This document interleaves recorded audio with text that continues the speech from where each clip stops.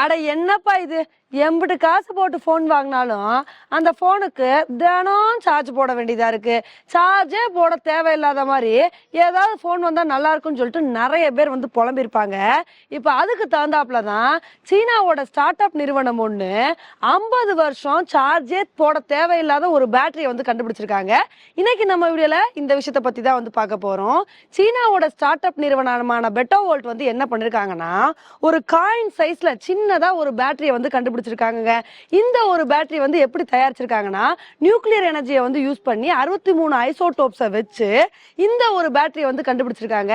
இதோட ஸ்பெஷாலிட்டி என்ன அப்படின்னு வந்து பாத்தீங்கன்னா, இந்த பேட்டரியை ஏதாவது ஒரு போன்லயோ ஏதோ ஒரு கேஜெட்லயோ நம்ம வந்து யூஸ் பண்ணோம் அப்படின்னா 50 வருஷத்துக்கு வந்து நம்ம போனுக்கு வந்து சார்ஜே போட தேவையில்ல. ஆட்டோமேட்டிக்கா அந்த நியூக்ளியர் எனர்ஜியை யூஸ் பண்ணியே வந்து பாத்தீங்கன்னா அதுவாவே வந்து சார்ஜ் ஆயிக்கும். இதுதாங்க இருக்கிறதுல ஒரு மிகப்பெரிய ஸ்பெஷாலிட்டியா வந்து பார்க்கப்படுது. இந்த ஒரு பேட்டரியை வந்து இப்ப சைனா வந்து கண்டுபிடிச்சிருக்காங்க. சீனாவோட ஸ்டார்ட் அப் நிறுவனம் கண்டுபிடிச்சிருக்காங்க. மேபி அடுத்த வருஷம் வந்து இந்த ஒரு பேட்டரியை வந்து கமர்ஷியலா லான்ச் பண்ண வந்து ஆரம்பிச்சிருவாங்க. இந்த ஒரு விஷயத்தை கேட்ட உடனே ஒரு சில பேர் சந்தோஷத்துல துள்ளி குதிப்பீங்க. பரவாயில்லையே, 50 வருஷத்துக்கு சார்ஜே போட தேவை இல்லையா, அப்ப பிரச்சனையே இல்லையே, இந்த பேட்டரி இருக்கிற போனை வந்து வாங்கிட்டு போயிட்டே இருக்கலாம்ல அப்படின்னு நீங்க நினைப்பீங்க. ஆனா இதுல வந்து நிறைய ரிஸ்க் வந்து இருக்குங்க. ஏன்னா நார்மலா இப்ப நம்ம யூஸ் பண்ற லித்தியம் அயன் பேட்டரியிலே வந்து பாத்தீங்கன்னா சார்ஜ் போட்டுக்கிட்டே போன் பேசுறதுனால இந்த மாதிரி பல பிரச்சனைகள்னால பேட்டரி வெடிச்சு இதனால பல விபத்துகள் வந்து நடக்குது. நிறைய உயிரிழப்புகள் கூட வந்து ஆகுது. அப்படி இருக்கும்போது இந்த நியூக்ளியர் எனர்ஜியை யூஸ் பண்ணி இந்த ஒரு பேட்டரி வந்து தயாரிச்சிருக்காங்க. ஏதாவது லீக்கேஜ் ஆகி பேட்டரி வெடிச்சுன்னு வச்சுக்கோங்களேன், ரொம்ப கஷ்டமா வந்து போயிடும். மிகப்பெரிய ஆபத்தை வந்து இது வந்து ஏற்படுத்திடும். அது மட்டும் இல்லாம இதை யார் தயாரிக்கிறா? சீனாவோட நிறுவனம் வந்து தயாரிக்கிறாங்க.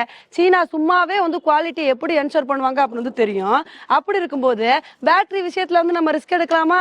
அதனால நம்ம பாட்டுக்கு 2 வருஷத்துக்கு ஒரு போனை வாங்கி யூஸ் பண்றதாங்க நல்லது. ஏன்னா நம்ம எம்பிட்டு காசு போட்டு போன் வாங்கினாலும் அந்த போன் வந்து 2 வருஷத்துக்கு மேல வந்து வர மாட்டேங்குது.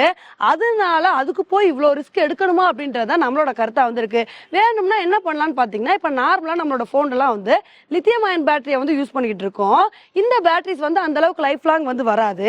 இதுக்கு பதிலா சாலிட் ஸ்டேட் பேட்டரிஸை வந்து யூஸ் பண்ணலாம். சோ அந்த மாதிரி வந்து யூஸ் பண்ணும்போது இந்த பேட்டரி வந்து ஒரு 5 வருஷத்துக்கு வரைக்கும் வந்து வரும். அப்படி இருக்கும்போது இந்த மாதிரி வேணா ட்ரை பண்ணலாம். அதை விட்டுட்டு இந்த நியூக்ளியர் எனர்ஜியை யூஸ் பண்ணி வந்து பேட்டரிஸ் தயாரிக்கிறது இதெல்லாம் ரொம்ப ரிஸ்க் தான். இதனாலதான் ரஷ்யா இது போன்ற பெரிய பெரிய நாடுகள் வந்து இந்த ஒரு சோதனையில ஈடுபட்டுமே கூட இதை வந்து கண்டுபிடிக்காம இருக்காங்க. ஆனா சீனா வந்து அவங்கள பத்தி தான் தெரியுமே, எங்களுக்கு ரிஸ்க் என்ன வந்தாலும் பரவாயில்ல, நாங்க இதை கண்டுபிடிச்சே தீர்வோம்னு சொல்லிட்டு இந்த மாதிரி ஒரு விஷயத்த வந்து பண்ணிருக்காங்க. சீனா எப்பவுமே இப்படித்தாங்க, எதையாவது தினுசா கண்டுபிடிக்கிறேன்னு சொல்லிட்டு ஏழரையை வந்து கொண்டு வந்துட்டு தான் இருப்பாங்க. இப்படிதான் சும்மா இருந்த வவ்வால நோன்றேன்னு சொல்லிட்டு கொரோனா வைரஸை உலக நாடுகள் எல்லாத்துக்குமே வந்து பரப்பி விட்டுட்டாங்க. இப்ப வந்து பேட்டரியை நோன்றேன்னு சொல்லிட்டு தேவையில்லாத ஏழரையை கொண்டு வராம இருந்தா வந்து சரி. ஓகே ஃப்ரெண்ட்ஸ், இந்த ஒரு விஷயத்தை பத்தி நீங்க என்ன நினைக்கிறீங்க அப்படின்றத என்னோட கமெண்ட் செக்ஷன்ல வந்து போடுங்க. இதே மாதிரி இன்னொரு உங்களை வந்து மீட் பண்றேன். Bye friends.